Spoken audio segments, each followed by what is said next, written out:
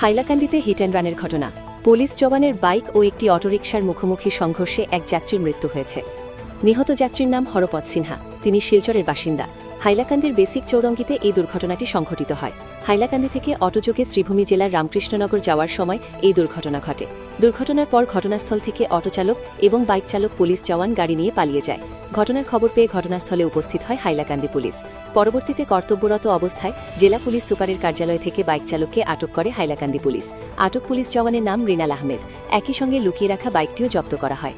এখনও পর্যন্ত দুর্ঘটনায় জড়িত অটোরিকশাটি উদ্ধার করতে পারেনি হাইলাকান্দি পুলিশ। হাইলাকান্দি থেকে পূর্ণজ্যোতি দে প্রতিবেদন।